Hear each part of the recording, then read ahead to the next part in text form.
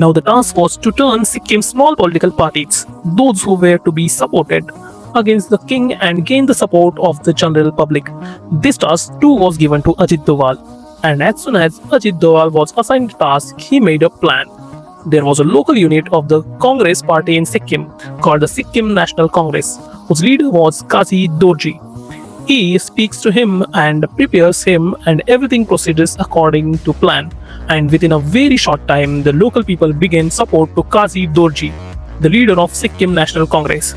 Now, to establish his political party, to make it big and to gain public support, all the money and every king of support was provided to Kazi by Ajit Doval.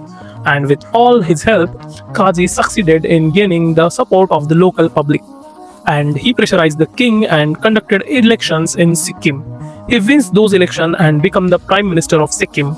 He became Prime Minister because Sikkim had not yet merged with India at that time.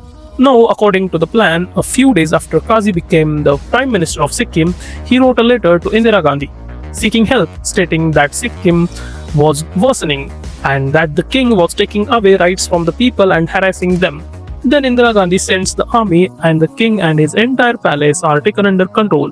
Once everything is under control, he referendum is held in Sikkim, in which 97% of people vote in favor of India. And with the 36th Amendment to the Constitution on 16th May 1975, Sikkim officially became a state of India. And as promised, Kazi Dorji became the Chief Minister of Sikkim. Now all of this slipped out of America's hand and came under India's control. Therefore, the CIA agent divorced the king and returns to America. Now, for what Ajit Doval did in Mizoram and Sikkim, he was awarded the President's Police Medal, which is usually given after 14 years of service. But Ajit Doval did such exceptional work that an exception was made, and the award was given to him within just 7 years. After these two events, Ajit Doval became a very big name and within a short time emerged as a key player in India's national security strategy. After what happened in Sikkim and Mizoram, a situation arose that led Doval to go to Pakistan. At this very time, India had conducted a nuclear test. Seeing this, Pakistan, with help from France and China, began planning its own nuclear test. But sometime later, France discovered that Pakistan was indeed planning a nuclear test, so France backed out. However, China did not.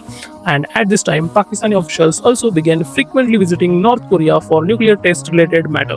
So, when Indira Gandhi found out that Pakistan was planning a nuclear test, she summoned teams from RAW and IB and assigned them the task: find out what Pakistan is doing and try to stop in any way possible. Without wasting time, India's intelligence agencies began sending their spies to Pakistan and China. At that time, agents used to be sent under the pretext of job vacancies. At the Indian embassy, hence, Ajit Doval was sent to Pakistan as first secretary at Indian embassy. Ajit Doval stayed in Pakistan for about 6 to 7 years, and during that time, for a certain period, he also worked as a spy to collect intelligence. For instance, the nuclear program going in Kahuta, Pakistan. He used to loiter near there disguised as a baker. In one of Raw's operations, where hair was collected from a barber shop and sent to India, and another where an Indian worker was entrapped in Pakistan nuclear lab and money was demanded. Ajit Doval was involved in all such operations. While in Pakistan, he helped India in several operations, and during that time, he was caught twice. Once, while going to a shrine of a famous saint in Islamabad, someone stopped him and asked about his pierced ears. The second time, while listening to Qawwali, someone said to him, "Your fake beard is coming off." These were two incidents, but the rest of the time he kept transmitting intelligence. After this, there was a lot of unrest in India. Operation Blue Star was launched in relation to the Bhindewala incident. And the way the Golden Temple was damaged, the Sikh community was very angry. The government was on the back foot. Indira Gandhi had already lost her life, and before the government could understand anything, in 1988 the CM incident occurred again. Just like during Operation Blue Star, terrorists had entered the Golden Temple. Similarly, in 1988, terrorists of Khalistani Commando Force Bhindewala, Tiger Force of Khalistan, and Babbar Khalsa took refuge in room number 14 of the Golden Temple. This time, the terrorists knew the government could not act inside the temple again because of the serious consequences of previous operation.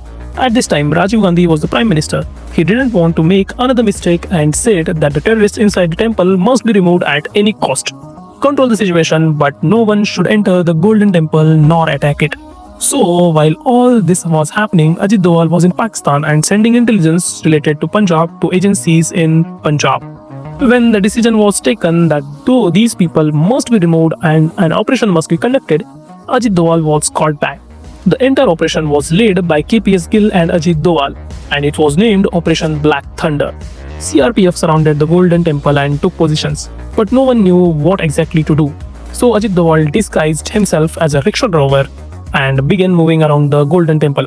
He started collecting all the information from surroundings. After a few days, Ajit Doval decided that without entering the temple, this complex operation could not be completed, because without knowing the terrorist's exact position, the mission was impossible. Since he had lived in Pakistan earlier, his Urdu and accent very fluent. So he entered this temple and spoke to the terrorists, telling them that he had been sent by Pakistan's ISI to help them. After discussing several matters with them, he convinced the terrorists that he was from Pakistan. Inside, he told them where the officers were positioned and said the government was scared and would not do anything this time. Hearing these details, the terrorists felt reassured. After that, Ajit Doval started going in and out of the temple, and even the terrorists had no issue. They believed Ajit Doval was sending them information from outside, helping them execute their plan better. Later, when Ajit Doval had gathered complete intelligence from inside, he requested that Energy Commando be called in. That very night, using IL-76 aircraft, the Energy Commando were flown in. They were dressed in police uniforms and replaced the CRPF forces stationed there. Then Ajit Doval explained to the energy team where the terrorists were, how many there were, who their leader was, what the plan was, everything in detail. Then he cut off water and electricity because it was very hot inside. The plan was that when the terrorists came out to drink water, they were targeted and shot. On 15 May, the top commander of the terrorists, Jagir Singh, came out to drink water. And as soon as he did, a sniper shot him dead. Because there was no drinking water, no electricity, extreme heat, and many days has passed, and their leader was also killed, the morale of the terrorists inside collapsed. Second, since Ajit Doval was going in and out, he told the terrorists inside at this point the best decision would be to surrender, and that after surrender they could plan for the future. After many rounds of discussion, Ajit Doval convinced all the terrorists to surrender, and on 18th May all militants surrendered. Convincing so many armed men to surrender without weapons was no easy task, and if at point while entering even a little doubt had been raised about Ajit Doval, his life would surely have been lost. But to execute such deep operations while taking such a huge risk, Ajit Doval deserved immense praise.